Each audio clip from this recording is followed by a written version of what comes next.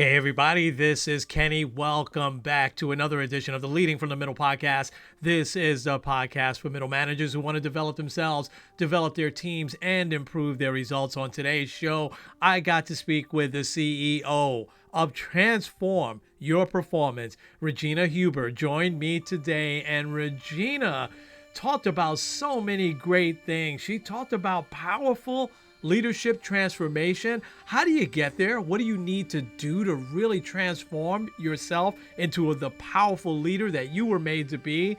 She talks about combining mindset and heart set and why that is really important. She talks about being more conscious of your energy and how you should show up every single day. She also gave some great tips for emerging leaders. You don't want to miss a second of this important conversation because she goes into a lot more detail on a few other topics. Let's get at it. This episode is brought to you by Kitcaster. Kitcaster books you on top podcasts. How do funded startup founders attract prospects and talent? Podcast interviews. How do entrepreneurs with exits find new deals? Podcast interviews. How do C-suite execs differentiate in crowded markets? Podcast interviews. Kitcaster books you on top podcasts. Click the link in the show notes for a special offer. Celebrate good conversation. Okay. Hey there, everybody. Welcome back to another edition of the Leading from the Middle podcast. I have got a terrific leader here today with us who is going to talk about her background, her experience, but she is going to inspire you to do some great things and talk about some specific things that you as leaders can do to continue to move your career forward. So I'd like to introduce the founder and CEO of Transform Your Performance, and that would be Regina Huber, to the podcast today. Regina, it is so great to have you on. How are you doing today? I'm doing wonderful. And I'm delighted to be here with you, Kenny. Yeah, awesome. Well, thank you so much. I want to get right to it because there's got to be some things in your backstory that has led you to open your current business and really talk about some of the great things of transforming your leadership that you talk about. So tell us your backstory and what led you to open your current business. Yes, I want to keep it short because it's actually a pretty long story. I'm going to summarize a little bit with your permission. Sure. So basically, I was thrown into my first leadership position without any relevant background. So I know how challenging it can be when you are recently promoted, when you're a brand new leader maybe, and when you haven't really had any studies or a coach or mentor or whoever that could be that could guide you along. And in my case, that was at the age of 27. I had just moved to Spain, Madrid, Spain, 10 months earlier. I just learned the language and I was offered a leadership position, much to my surprise. And somebody must have seen that leadership potential in me, which I had no idea about. It was also a surprise because the lady who occupied that position, that role, all of a sudden decided to leave. So I was the one that was chosen to be interviewed together with some external candidates, but I got the role. And to me, that was a challenge because I thought, okay, what am I going to do? I don't really have any relevant expertise, experience. And what about the people who have been in this office longer than I and who are in a similar position and they have not been considered? How will they accept me, and how is this all going to work? Now, fortunately, it all went really well. I did not have a lot of mentoring, although I will always remember one thing. During one of my first meetings with my manager, he said to me the following. I came with an issue to the meeting, right, that I needed resolved. And he said, always also come with a solution. And that stuck with me right from the beginning. Yeah. It's something very basic and simple, but it makes a big difference. And that's what I passed on to my team and to all the people I work with. Now, I was back then, I was creating some new infrastructure. I thought there was a lot of potential for improvement. I built new systems and so on, but it was all still very simple. We didn't have the complex systems, the complex technology that we have nowadays, of course. But this was, of course, one of the milestones in that story. And then later, I left. I was working at a global consulting firm at the time. Okay, so I worked in several offices. So during the following years, I helped them open offices in Lisbon and in Sao Paulo, Brazil. And eventually I left the company. I was hired back into their San Francisco office. But after that, I owned businesses also in Argentina and Brazil. And this allowed me to gain additional, very different leadership knowledge. Mhm. It also allowed me to grow my resilience, to add on other knowledge, and to have my own team, that was not part of another organization as well. Mhm. So they were very different experiences, but they gave me a lot of additional insights. And at the same time, I was also studying neuroscience. I was studying some holistic modalities that allowed me to learn about energy, which has a very important role in our business presence and leadership presence. Yes. And executive presence, whatever your preferred word is, right? It also allowed me gain insights into mindset, very deep insights, because a lot of times we talk about mindset, but we talk about it at a very superficial level. But as you may know, and as our listeners may have heard as well, about 95% of our behavior is really driven by our subconscious programming. So we need to address this as leaders through self-awareness, self-leadership, etc. And all these different studies that I added on, also conversational intelligence later, they then helped me create a basis for my coaching business. And when I moved to New York City in 2012, that was the moment when I really wanted to figure out, what am I going to do with all this eclectic multicultural experience, and how can it all fit into something that could make a difference? And in this case, specifically for leaders, which I decided to work with, who I decided to work with later. Wow. Wow, what an amazing, amazing journey, and literally a journey all around the world. Yeah. And all, I love how you just you never settled. It sounded like you were always searching and looking for ways for you to improve your leadership, but also helping others along the way and bringing others with you. I love that. Let's get into a lot of what you just talked about. And I love that you have it like this: powerful leadership transformation. Talk to us about that, and what is that all about, and how can leaders transform in a very powerful way? Yes, first of all, I want to also say, through this eclectic background that I have been able to create a very holistic approach for myself in terms of coaching and teaching, and also someone's career, really, because the people that come to me, the leaders that come to me, they don't want only promotions. They don't only want a raise. They don't only want to increase team engagement. They really want a better quality of life for themselves and for those they lead. I love to work with value-driven leaders, with people-centered leaders, with bold, courageous leaders who stand up for what's right, right? And they also want to reduce stress levels for everybody, create more fulfillment and a happier work environment. And I think that all goes together in a way when it comes to team performance and our own performance, when we want to improve and increase it, right? So it all, to me, Love it's that. all a holistic concept. Yeah. And sorry, go ahead. No, I was just saying I love that. And so you're helping folks when you're looking at the whole, when you say holistic, you're looking at, both in your personal life as well as in your professional life. And you're saying they're all tied in together. They are. We cannot just separate our lives. Our Mm. life is a holistic phenomenon. Yes.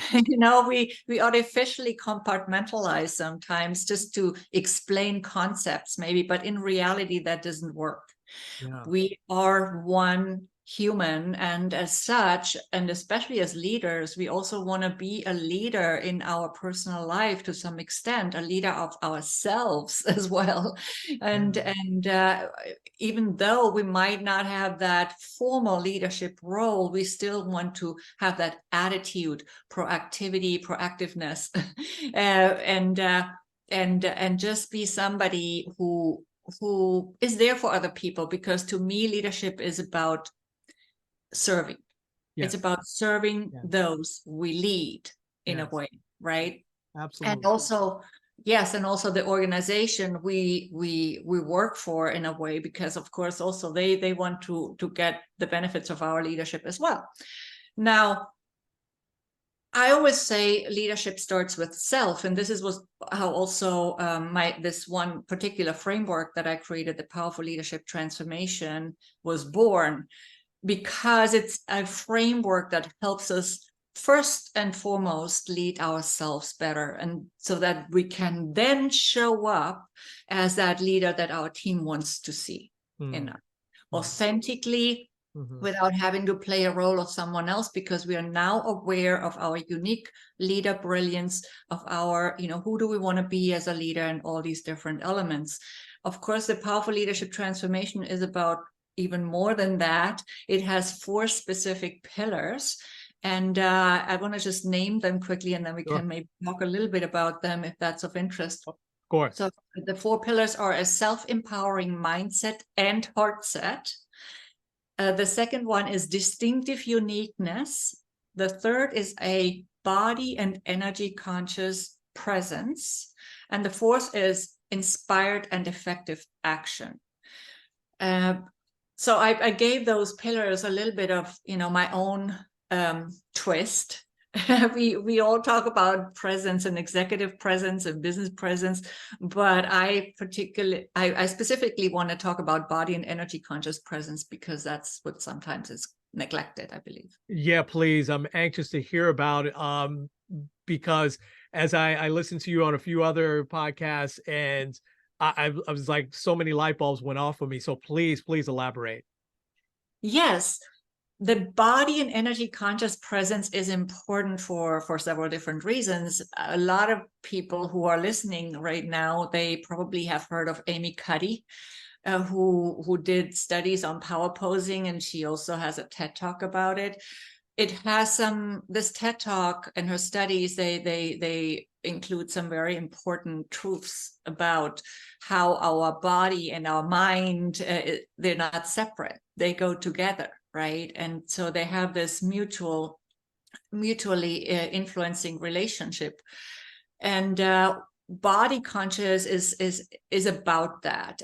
So it's about getting fully present in our body, maybe taking a few deep belly breaths to have that physiological effect that calms us down, that has us show up differently. And of course, the power posing that Amy Cuddy suggests is something we can do as well, in order to be more present in our bodies, but also to enhance our perceived presence and our confidence level. And the energy, of course, goes hand in hand with that. Again, the body and the energy are not separate. We just talk about them in these different concepts because we need to find a way to talk about it. Right? Our energy really flows into everything we say, think, do, into our attitude, our behavior, our body language, everything. Right? Yeah. So the energy is something that we don't talk about it a lot, but it's very critical. And we often hear that it takes 7 seconds to make a first impression. Yes. When in reality, it takes only 0.07 seconds for our brains to figure out whether we can trust someone. Wow. That's pretty fast. Yeah. So our energy speaks faster than our words. It speaks louder than our words. And we constantly communicate on an energetic level, whether we want that or not, and whether we are aware of it or not. It happens. It just happens. Even when we haven't picked up the phone, we already have made a connection with the person we're going to talk to. right? So, and the same is true for any situation, meetings, whatever it is for everybody, negotiations. So yes, when you enter, for example, let's take the negotiation example, if that's okay. Yes. So when you go into a negotiation with somebody and your energy is off and you're not fully present and something's off in your energy, the other person will notice that, and this will prevent them from trusting you fully, because you're not going to come across as authentic, and we don't trust people who are not authentic or who we think are not authentic. And so your energy being off can diminish your chances to close a deal or to get what you want out of the negotiation considerably. Right. Wow. And that's really, really important to know. Our energy has a very significant role in trust building in general, and of course in our leadership presence. Yes, it can when we optimize our energy, when we use tools or techniques to optimize our energy, that can help us enhance our perceived presence and raise our confidence at the same time and build that trust way quicker. Wow. And this is fascinating to me. I think it makes so much sense. And I see so many side benefits, like building your self-awareness a little bit more.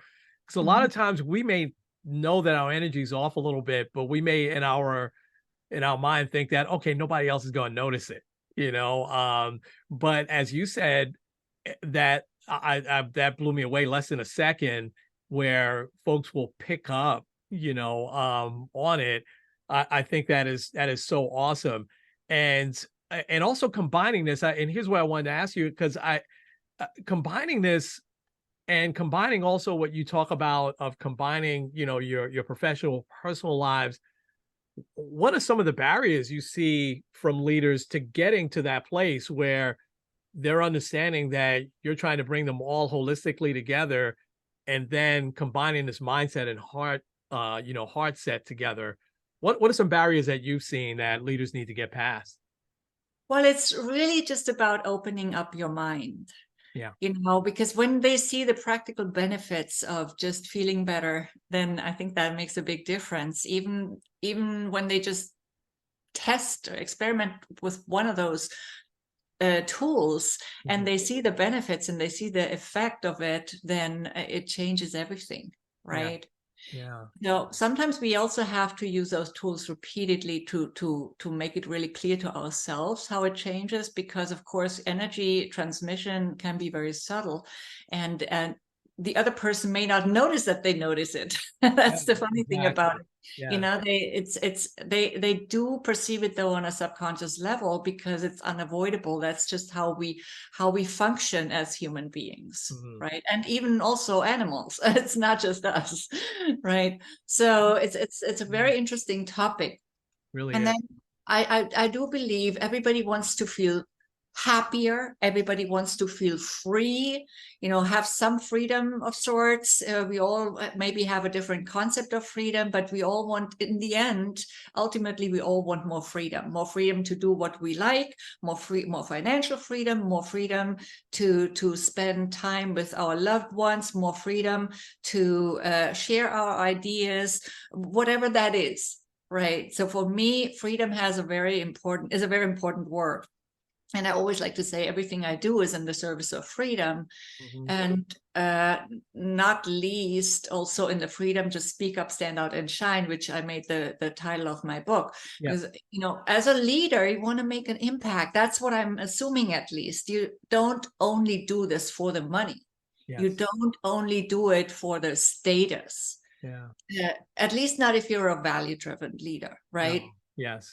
Yes. You do it because you want to make an impact. You want to make a difference for people. You want your team to feel at ease at work. You want them to be challenged so they can grow. All these beautiful things. And for that, we sometimes need to gain that greater self-awareness and to lead ourselves effectively first. Yeah. And then it shines through us. Absolutely. Absolutely. Absolutely. And I think that's a great segue. I want to ask you to go ahead and elaborate a little bit more on the passion piece, distinctive uniqueness. I love that. Elaborate on that for us. Yeah, distinctive uniqueness is about knowing your unique brilliance. We often hear you have to own your value, but we must know it first. So I like to talk about knowing, owning, and showing your value by really becoming aware on a deep level of what your unique brilliance is. And your distinctive uniqueness, of course, has the two sides of the coin.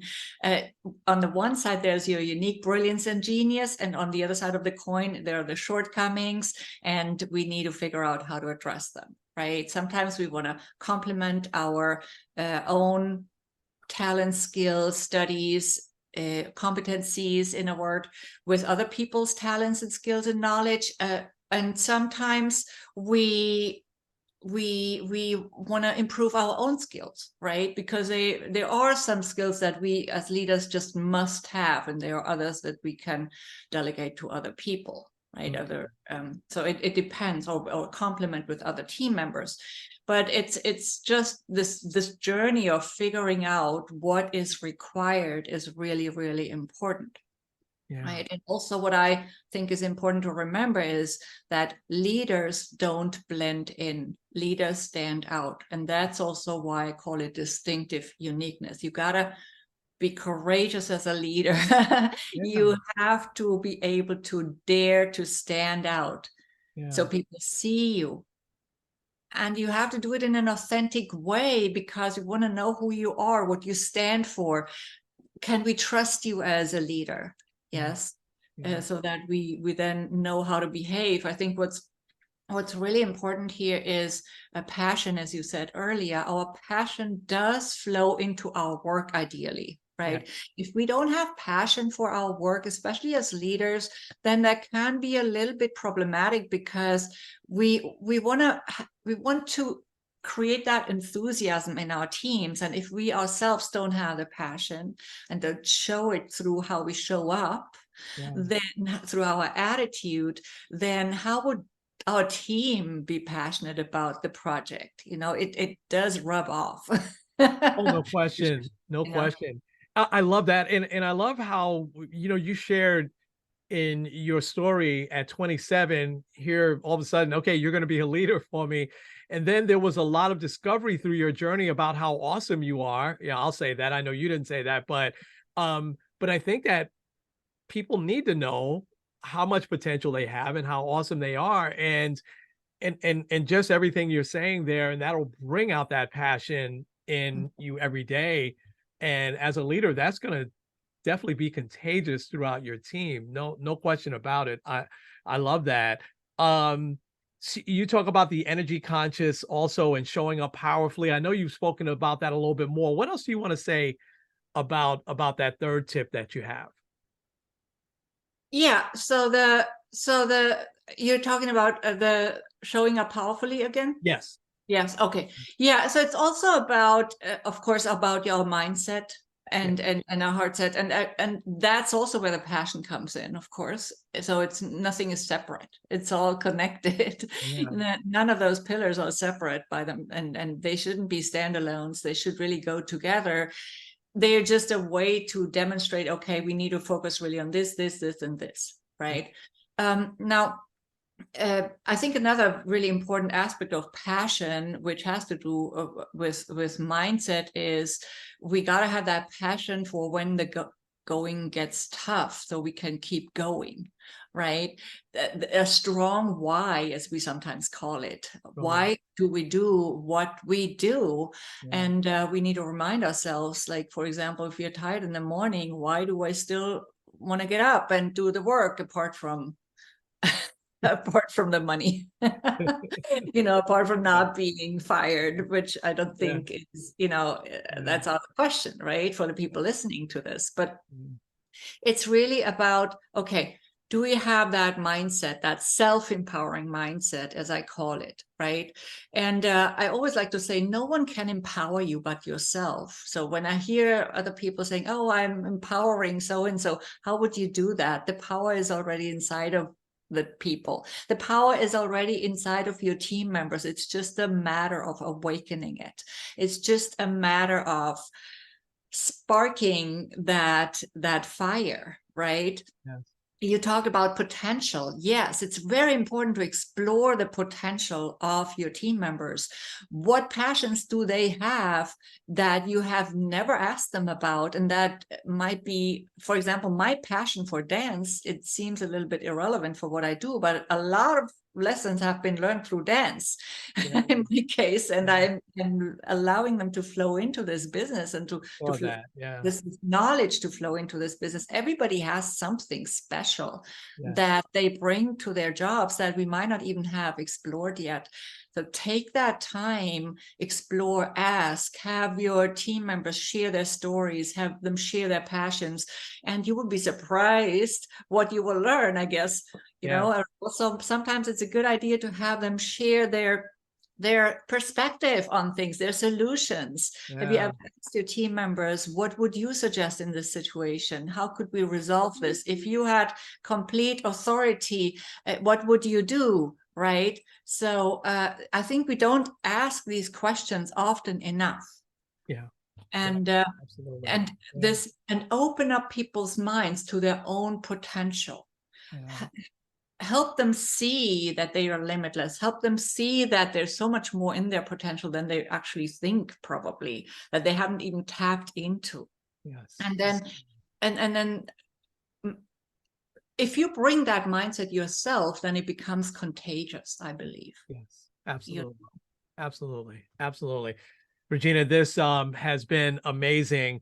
I have one more question for you, and then I want to leave time for you to talk about your book and how people can connect with you.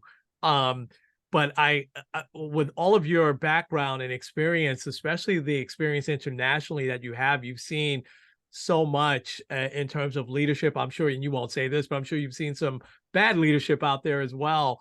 But for our audience now, emerging leaders, young leaders that are just starting, they're right in the middle. What would you say, what would be your advice on one or two of the top skills that you think they need to have here in 2023 and beyond? Yeah, first of all, I think self-leadership is my top skill. Wow. Okay, So it really comes with going on that journey of deep self-awareness, and that never stops. It's an ongoing process. Really do that for yourself. The more you understand yourself, the easier it becomes to understand others, and to also be open for their perspectives and for their attitudes and behaviors. And of course, you know, I believe that creating a culture of appreciation can do big things as well. So if you know how to appreciate others, you also have to know how to appreciate yourself first, though, as well, right? And of course, you know, communication skills are always key.